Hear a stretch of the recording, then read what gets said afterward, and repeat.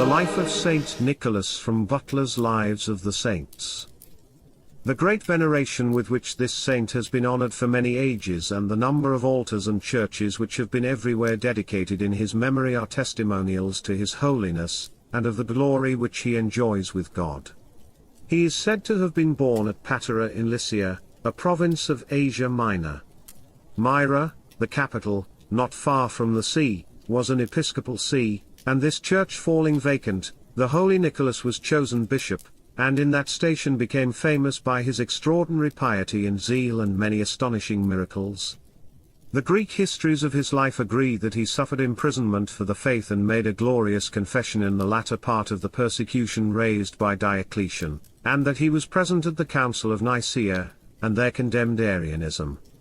The silence of other authors makes many justly suspect these circumstances. He died at Myra, and was buried in his cathedral. This summary account by Alden Butler tells us all that is known about the life of the famous Saint Nicholas, and even a little more. For his episcopate at Myra during the 4th century is really all that seems indubitably authentic. This is not for lack of material, beginning with the life attributed to the monk who died in 847 as Saint Methodius, Patriarch of Constantinople. But he warns us that, up to the present, the life of this distinguished shepherd has been unknown to the majority of the faithful, and sets about enlightening their ignorance nearly 500 years after the saint's death. This is the least unreliable of the biographical sources available, and a vast amount of literature, critical and expository, has grown up around them.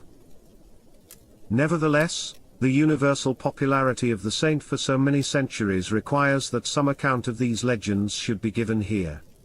We are assured that from his earliest days Nicholas would take nourishment only once on Wednesdays and Fridays, and that in the evening according to the canons. He was exceedingly well brought up by his parents and trod piously in their footsteps. The child, watched over by the church with the care of the turtle dove for her chicks, kept untarnished the innocence of his heart. At 5 years old he began to study the sacred sciences, and day by day the teaching of the Church enlightened his mind and encouraged his thirst for sincere and true religion. His parents died when he was a young man, leaving him well off, and he determined to devote his inheritance to works of charity. An opportunity soon arose. A citizen of Patara had lost all his money, and had moreover to support 3 daughters who could not find husbands because of their poverty. So the wretched man was going to give them over to prostitution. This came to the ears of Nicholas, who thereupon took a bag of gold and, under cover of darkness, threw it in at the open window of the man's house. Here was a dowry for the eldest girl, and she was soon duly married. At intervals Nicholas did the same for the second and third.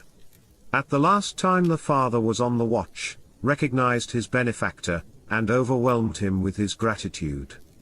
It would appear that the 3 purses, represented in pictures, came to be mistaken for the heads of 3 children, and so they gave rise to the absurd story of the children, resuscitated by the saint, who had been killed by an innkeeper and pickled in a brine tub. Coming to the city of Myra when the clergy and people of the province were in session to elect a new bishop, Saint Nicholas was indicated by God as the man they should choose. This was at the time of the persecutions at the beginning of the 4th century, and, as he was the chief priest of the Christians of this town and preached the truths of faith with a holy liberty, the divine Nicholas was seized by the magistrates, tortured, then chained and thrown into prison with many other Christians. But when the great and religious Constantine, chosen by God, assumed the imperial diadem of the Romans, the prisoners were released from their bonds and with them the illustrious Nicholas, who when he was set at liberty returned to Myra. Saint Methodius asserts that, Thanks to the teaching of Saint Nicholas, the metropolis of Myra alone was untouched by the filth of the Arian heresy, which it firmly rejected as death-dealing poison, but says nothing of his presence at the Council of Nicaea in 325. According to other traditions, he was not only there but so far forgot himself as to give the heresiarch Arius a slap in the face. Whereupon the conciliar fathers deprived him of his episcopal insignia and committed him to prison, but our Lord and his mother appeared there and restored to him both his liberty and his office. As against Arianism so against paganism, Saint Nicholas was tireless and took strong measures. Among other temples he destroyed was that of Artemis, the principal in the district, and the evil spirits fled howling before him. He was the guardian of his people as well in temporal affairs. The governor Eustathius had taken a bribe to condemn to death 3 innocent men. At the time fixed for their execution, Nicholas came to the place, stayed the hand of the executioner, and released the prisoners. Then he turned to Eustathius and did not cease to reproach him until he admitted his crime and expressed his penitence. There were present on this occasion 3 imperial officers who were on way to duty in Phrygia. Later, when they were back again in Constantinople, the jealousy of the prefect Ablavius caused them to be imprisoned on false charges, and an order for their death was procured from the Emperor Constantine. When the officers heard this, they remembered the example they had witnessed of the powerful love of justice of the Bishop of Myra, and they prayed to God that through his merits and by his instrumentality they might yet be saved. That night Saint Nicholas appeared in a dream to Constantine, and told him with threats to release the 3 innocent men, and Ablavius experienced the same thing. In the morning the emperor and the prefect compared notes, and the condemned men were sent for and questioned. When he heard that they had called on the name of the Nicholas of Myra who had appeared to him, Constantine set them free and sent them to the bishop with a letter asking him not to threaten him any more but to pray for the peace of the world. For long this was the most famous miracle of Saint Nicholas, and at the time of Saint Methodius was the only thing generally known about him. The accounts are unanimous that Saint Nicholas died and was buried in his episcopal city of Myra, and by the time of Justinian there was a basilica built in his honor at Constantinople. An anonymous Greek wrote in the 10th century that, the West as well as the East acclaims and glorifies him. Wherever there are people, in the country and the town, in the villages, in the isles, in the furthest parts of the earth, his name is revered and churches are built in his honor. Images of him are set up, panegyrics preached and festivals celebrated. All Christians, young and old, men and women, boys and girls, reverence his memory and call upon his protection. And his favors, which know no limit of time and continue from age to age, are poured out over all the earth. The Scythians know them, as do the Indians and the barbarians, the Africans as well as the Italians. When Myra and its great shrine finally passed into the hands of the Saracens, several Italian cities saw this as an opportunity to acquire the relics of Saint Nicholas for themselves. There was great competition for them between Venice and Bari. The last named won. The relics were carried off under the noses of the lawful Greek custodians and their Mohammedan masters, and on May 9, 1087 were safely landed at Bari, a not inappropriate home seeing that Apulia in those days still had large Greek colonies. A new church was built to shelter them, and the Pope, blessed Urban II, was present at their enshrining. Devotion to Saint Nicholas was known in the West long before his relics were brought to Italy, but this happening naturally greatly increased his veneration among the people, and miracles were as freely attributed to his intercession in Europe as they had been in Asia. At Myra, the venerable body of the bishop, embalmed as it was in the good ointments of virtue, exuded a sweet-smelling myrrh, which kept it from corruption and proved a health-giving remedy against sickness, to the glory of him who had glorified Jesus Christ, our true God.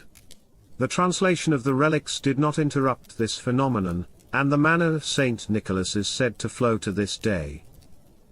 It was one of the great attractions which drew pilgrims to his tomb from all parts of Europe.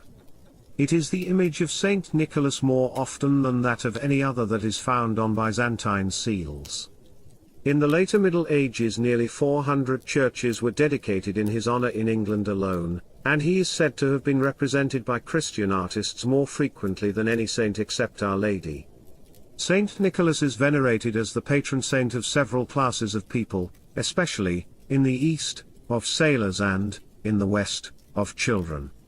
The first of these patronages is probably due to the legend that, during his lifetime, he appeared to storm-tossed mariners who invoked his aid off the coast of Lycia, and brought them safely to port. Sailors in the Aegean and Ionian seas, following a common Eastern custom, had their star of Saint Nicholas and wished one another a good voyage in the phrase, "May Saint Nicholas hold the tiller." The legend of the three children gave rise to his patronage of children and various observances, ecclesiastical and secular, connected therewith. Such were the boy bishop and, especially in Germany, Switzerland and the Netherlands, the giving of presents in his name at Christmas time. This custom in England is not a survival from Catholic times. It was popularized in America by the Dutch Protestants of New Amsterdam, who had converted the popish saint into a Nordic magician, Santa Claus, and was apparently introduced into this country by Bret Harte. It is not the only good Old English custom which, however good, is not Old English, at any rate in its present form. The deliverance of the three imperial officers naturally caused Saint Nicholas to be invoked by and on behalf of prisoners and captives, and many miracles of his intervention are recorded in the Middle Ages. Curiously enough, the greatest popularity of Saint Nicholas is found neither in the Eastern Mediterranean nor northwestern Europe, great as that was, but in Russia. With Saint Andrew the Apostle he is patron of the nation, and the Russian Orthodox Church even observes the feast of his translation. So many Russian pilgrims came to Bari before the revolution that their government supported a church, hospital and hospice there. He is a patron saint also of Greece, Apulia, Sicily, and Lorraine, and of many cities and dioceses, including Galway, and churches innumerable. At Rome the Basilica of St. Nicholas in the jail of Tully in Carcere, was founded between the end of the 6th and the beginning of the 7th centuries. He is named in the preparation of the Byzantine Mass. And here ends the account of St. Nicholas. Let us pray and ask for St. Nicholas to intercede for the children of this present age who are being led into grievous sins of impurity by the followers of Satan who run the governments, media, and schools throughout the world. Let us ask him to pray for their deliverance from such diabolic evil.